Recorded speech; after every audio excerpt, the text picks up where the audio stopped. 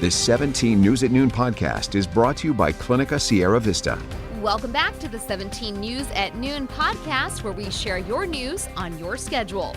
Well, good day. I'm Elena Rusk. We begin with some developing news. If you were watching Sunrise this morning, you saw a standoff between Bakersfield police officers and a suspect who reportedly shot a BPD officer in the head with a pellet gun early this morning. It all started around 1 a.m. when police say they responded to Toll House Drive near South Bliss Street, that's just south of Highway 58, to help the Bakersfield Fire Department, who had encountered a man starting fires at a residence, and he was reportedly armed with a gun. When officers arrived, they found the man who had then shot an officer in the head with a pellet gun. That officer sustained minor injuries. Police say the man started multiple fires throughout the standoff and armed himself with multiple weapons, including a sword and a knife. Police say negotiators and family members of the man were at the scene trying to negotiate the surrender. We're waiting for more information from Bakersfield Police now that this is over, and we'll continue to update this story on our website as it develops. We're also following the case against Matthew Queen, the suspect who faces 35 charges, mainly the torture and murder of Micah Holsenbake. This is all part of a group who became known as the Bakersfield Three. Now, this morning, a witness took the stand testifying about finding a severed arm in East Bakersfield. Back in August of 2018, Alejandro Sedano, who was 16 at the time, testified he and 3 friends were playing in the Kern River at Hart Park when they noticed something large in the water. Sedano says they testified they brought the heavy bag to shore and dumped it out to find a sweater covering the arm. The remains were later identified as belonging to Micah Holsenbake, the man whom Queen and his ex-girlfriend Bailey Despot are accused of torturing and killing in late March of 2018. Despot later disappeared shortly after Holsenbake. Now, after the discovery in the river, no other remains of Holsenbake turned up until last summer, when officials say his skull was found in another bag in the river. The trial is expected to last until May. You can read much more about it as this case develops throughout the day. Again, all on our website, kget.com. And as we continue your court watch, a man accused of killing a woman 10 years ago pled not guilty in court yesterday. It's a story we've been following closely as Jose William Lara was arrested last month after informants led investigators to the remains of Desiree Thompson, a woman originally reported missing in 2012. Court documents say the informants told California City Police that Lara had been talking in detail about how he killed a woman with the same description as Thompson and buried her in the backyard of a home he rented in California City. You can read more on this case and what informants said Lara claimed was the reason for the crime on our website, kget.com. Lara is due back in court on May 5th. Hello, this is Tim Callahan with Clinica Sierra Vista, and we're excited to unveil the Community Health Center of the Future, our comprehensive care center. It's located right across the street from Memorial Hospital. We have every service under one roof, from family medicine, OBGYN care, dental services for adults and children, behavioral health, and much more. So find your way to better care at Clinica Sierra Vista this year at our comprehensive care center. Visit our website, clinicasierravista.org, for the latest on this project. We'll see you soon.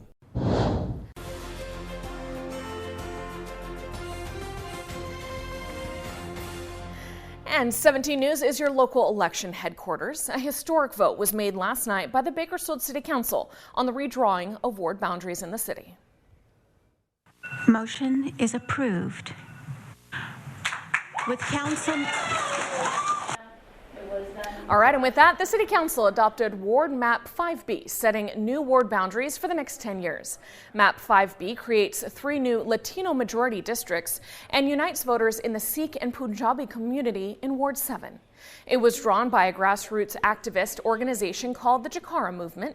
After last night's vote, supporters celebrated outside council chambers. This is a real big victory for the whole community. We did it with all of the communities to get together, all of our neighbors. Now, this new ward boundary map will go into effect in the November election, and we'll have much more on this historic vote later today on 17 News and also on Kern County In Depth with 17's Jim Scott coming up this weekend. All right, now to news around the nation. House Speaker Nancy Pelosi has tested positive for COVID-19. This news comes a day after the 82-year-old Democratic leader appeared unmasked at a White House event with President Joe Biden.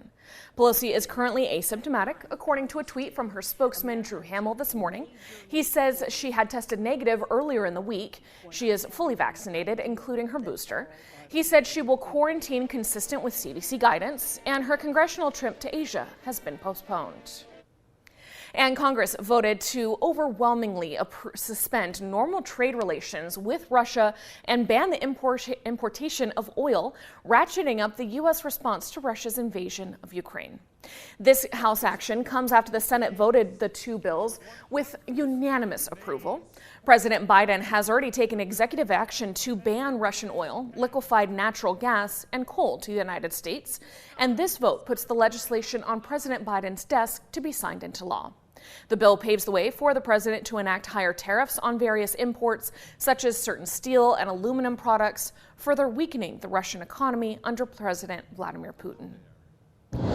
And also happening just about a half an hour ago, the Senate has confirmed Judge Ketanji Brown Jackson to the Supreme Court, shattering a historic barrier by securing her place as the first black female justice and giving President Joe Biden a bipartisan endorsement for his effort to diversify the court. Jackson was confirmed 53-47 with 3 Republican votes on her side. She will take her seat when Justice Stephen Brenner retires this summer, rejuvenating a diminished liberal wing of the conservative-dominated court. Jackson will be just the 3rd black justice to serve after Thurgood Marshall and Clarence Thomas, and she's the 6th woman. At her hearings last month, she told senators she would apply the law, quote, without fear or favor. All right, I may be a little biased, but it is one of the biggest days in sports of the year.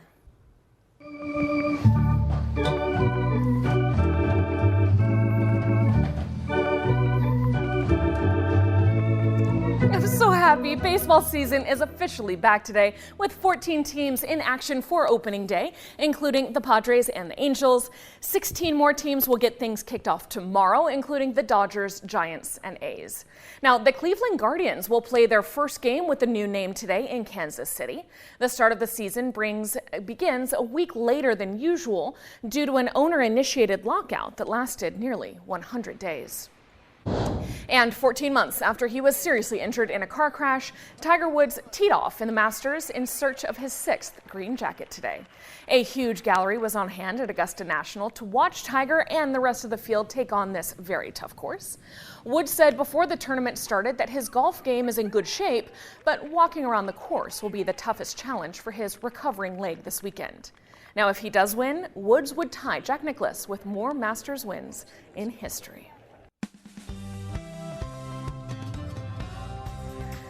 And now to entertainment news. You've heard us talking about Darnell Abraham before, a Bakersfield native who is a big star on the stage. He is now playing George Washington in the hit Broadway show Hamilton. He's been on tour across the West Coast for years now, bouncing from city to city, and now he is back in the Central Valley for the first time performing the show. 17's Alex Fisher spoke with him last week ahead of opening night. Hamilton could be considered one of the most popular musicals of our time. For more than 7 years, people around the world have been singing the songs and hearing the story of Alexander Hamilton and what many have said is America then told by America now. I think Hamilton is important for every American and for every person whose desire and aim is to protect freedom. Darnell Abraham is part of the production success, traveling on tour from city to city. But he got his start right here in Kern County. Tell me a little bit about what it was like for you personally growing up in Bakersfield. So as a kid, I've always held an interest in the arts, and so I grew up in a very loving home environment. And I remember elementary school, I went to Thorner, Dr. Juliet Thorner's school, and they had a performing arts magnet program there. And so at a very young age, my parents nurtured this curiosity that I held for the arts. Bakersfield is known for the Bakersfield sound. Yep.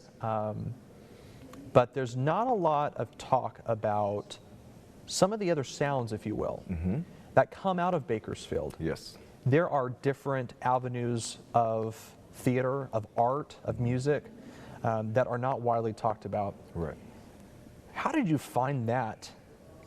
One of those other avenues, if you will. Yeah. And how did you say, you know what, this is what I want to do? And I mean, all happening in Bakersfield. Right, so we talk about the Bakersfield sound, right? You know, but there's so many sounds in Bakersfield.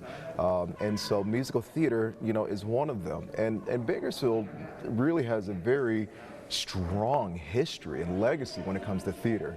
And so it was really cool to be introduced to that and then to later participate in that. Darnell graduated from West High School and then went to Azusa Pacific University. Now he's traveling the world, performing as George Washington, even playing the role with Lin-Manuel Miranda, the original Hamilton and show's creator. But for Darnell, there have been some personal challenges playing that role. You played George Washington. George Washington was from the South. Yes. He owned slaves. Yes. So as a black man, how does that impact you every night when you're going out on stage and playing George Washington, playing the person that owned slaves? Yeah. There are a few things that I do before I go on stage, and I will speak the name of an enslaved African American, and that helps me put it in perspective. The fact that I'm about to walk on stage as a black man. I'm the descendant of enslaved people here in America, but now I'm free. Like, I am free, and I have an opportunity to walk out on the stage representing them. So I represent them first and foremost.